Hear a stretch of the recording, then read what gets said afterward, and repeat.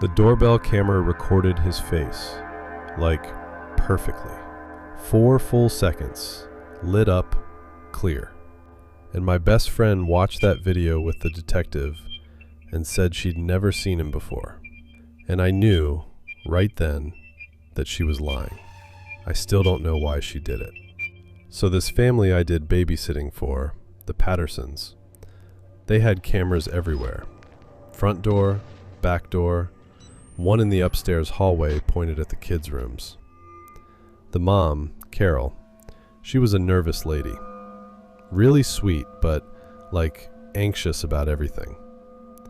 That night, she shared the alarm code with me 3 times and kept losing the code over and over.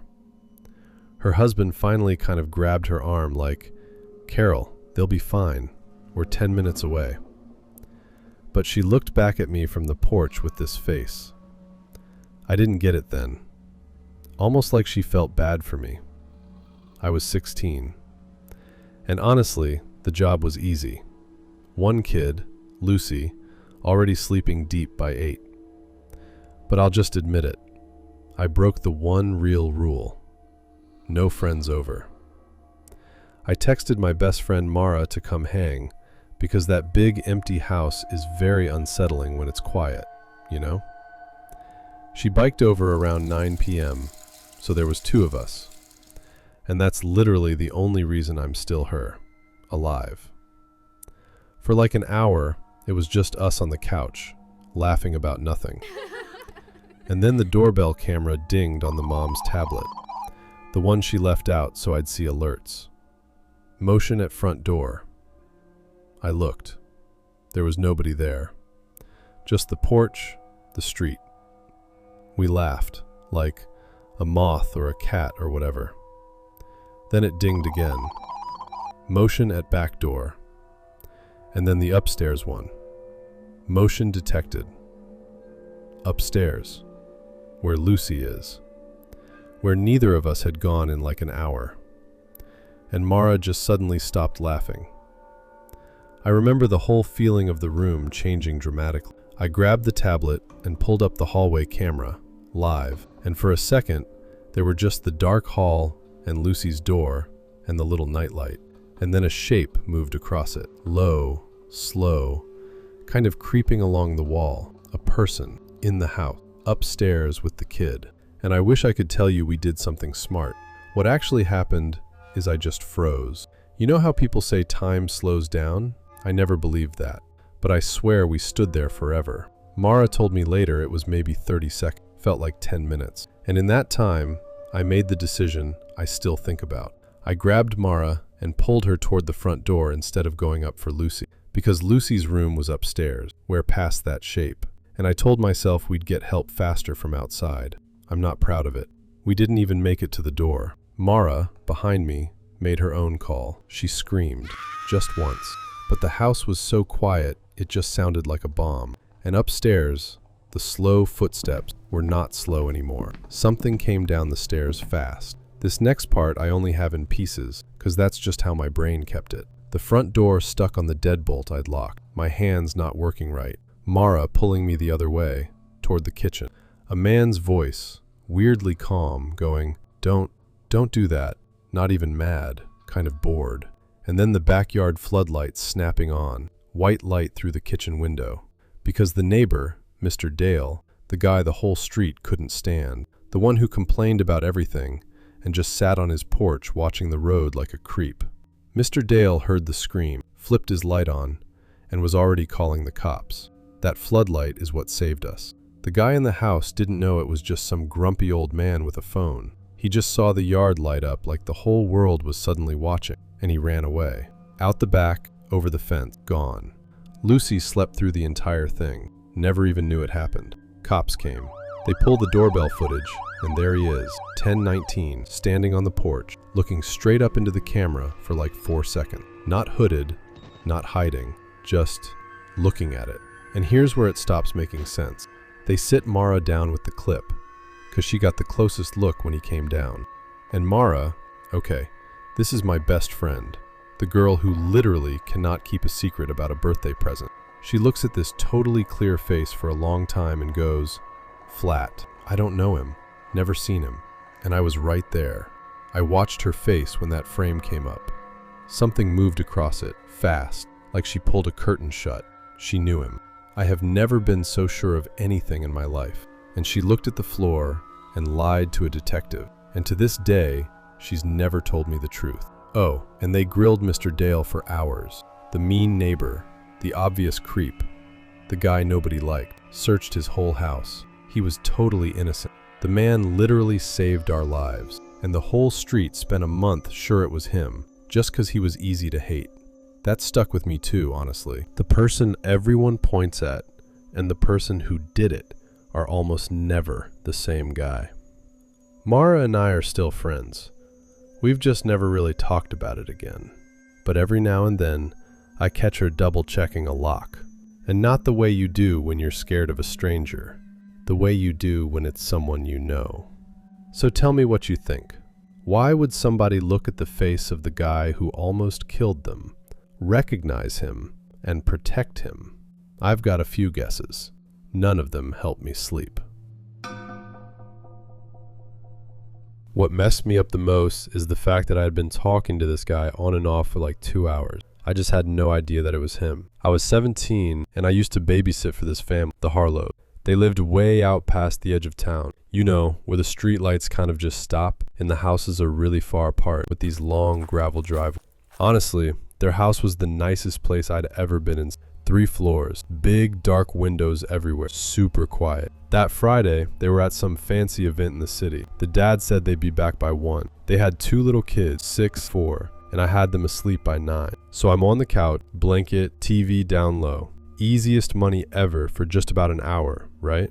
I had the first call at 10:12. I know the exact time because I just looked at my phone, and it's the house phone, like an actual landline on the kitchen wall. I picked it up and there was nobody. Not silence exactly, breathing, slow, kind of patient, like the person's listening to me listen. I said, "Hello, Harlow residence," and it just clicked off. So I figured, whatever, wrong number, telemarketing. I sat back down. About 8 minutes later, it started to ring again, same breathing, and then this voice, real low, almost friendly, goes, "Did you check on the children?"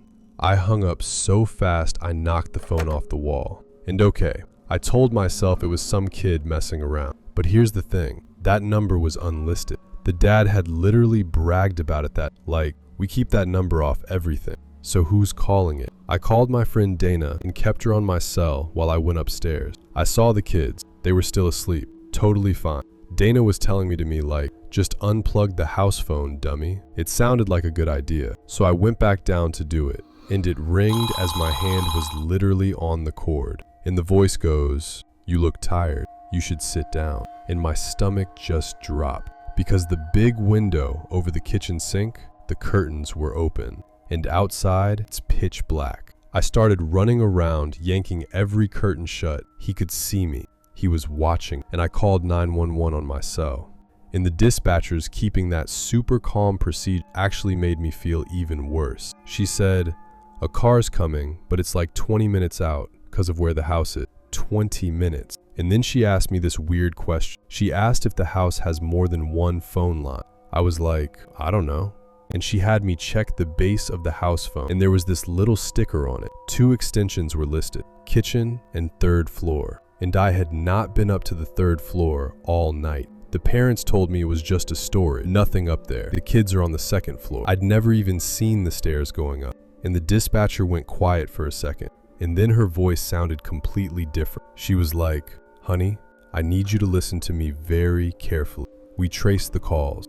They're coming from inside the house, from the 3rd floor phone." I don't even remember how I took action to move. Next thing I know is I had got the 4-year-old in one arm, and I'm dragging the older one by the hand down the stairs. And we were outside in the freezing cold, standing in the gravel. And I looked up, and on the 3rd floor, in that window they told me was empty, a light turned on, and then off, then headlight. For a second, I thought it was him somehow, but it was the parent, home early. And then 2 more cars, the cops.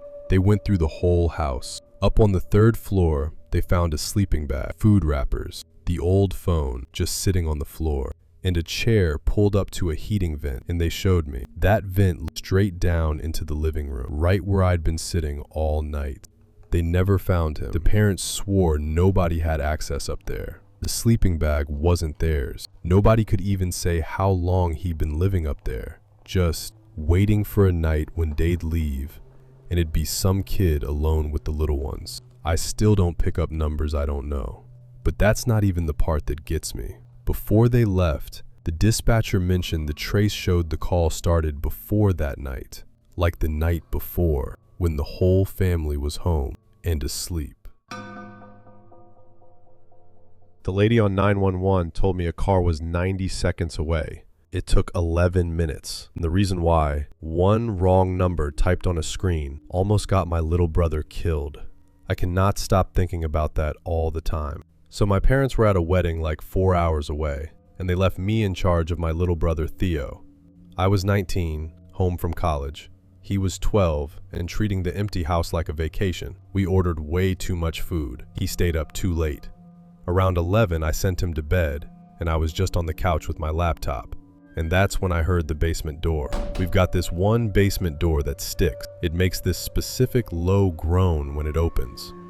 I've heard it a million times growing up, and I heard it groan from a basement that's supposed to be empty, behind a door I knew was shut. And I'll be honest, I'm not the spring into action type. I just sat there, dead still, telling myself it's the house settling, it's the furnitures, whatever. There's this neighbor down the street, Mrs. Farrow.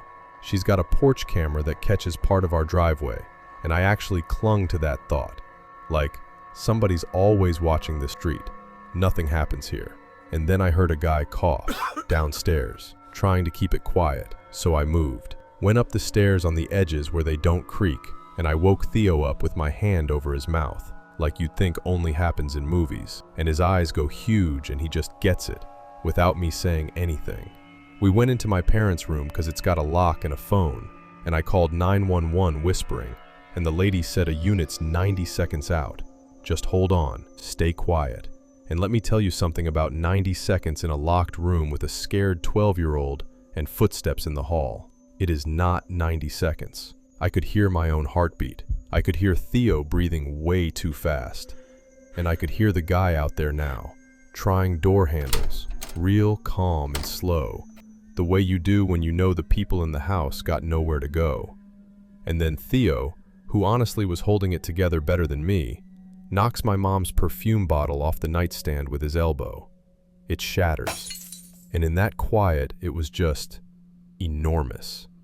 And two things happened at the exact same time, and they were complete opposites.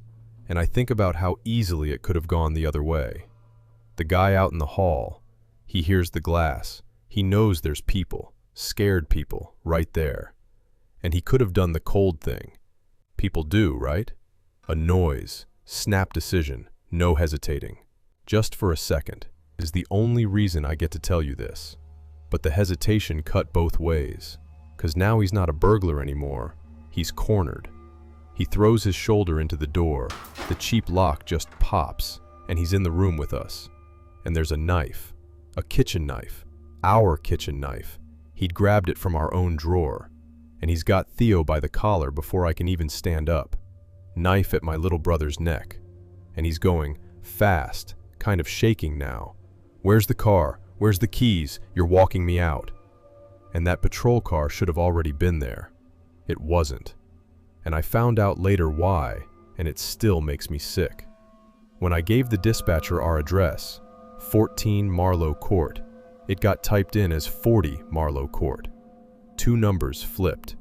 Some exhausted person at the end of a long shift. So the first cop rolls up to a dark, empty house 4 blocks away and just sits there confused, while a guy's got a knife to my brother's throat in a room nobody's coming to. What actually saved us wasn't the cops. It was Mrs. Farrow and her dumb porch camera. She'd got an emotion alert, seen some guy she didn't recognize cross our driveway 20 minutes earlier, and, being exactly the kind of nosy everyone made fun of, she didn't just call it in. She walked out into the street in her bathrobe to look. So when the guy marches me and Theo out the front door at knife point, heading for my car, there's this 68-year-old woman standing right under the streetlight, staring dead at him. And she'd already given a second dispatcher the right address and a full description. And he saw her, and you could see him do the math, that he'd been seen, clearly, by somebody who wasn't going anywhere. He shoved Theo into me, hard, and ran. They caught him like 11 blocks away, honestly mostly because her description was way better than anything I could have given. I couldn't have told you his face if you paid me. The only thing I really saw was the knife. Theo's fine. He's even taller than me now. He doesn't remember as much of it as I do, which is very good. Mrs. Farrow passed away a couple years back, and half the street that used to roll their eyes at her showed up to the funeral. I stood in the back and cried for the nosiest woman I ever met. So here's what I can't figure out, and I genuinely want to know what you think. If Theo never knocked that bottle over, if that guy never got forced to make a choice in the hallway, would he have just grabbed what he came for and left us alone, asleep? Or did one elbow, one perfume bottle, one wrong number on a screen decide the whole thing? Tell me down in the comments. And hey, be a little nicer to the nosy neighbor on your street. Someday, they might be the only one watching. This was Vespertine. Stay awake.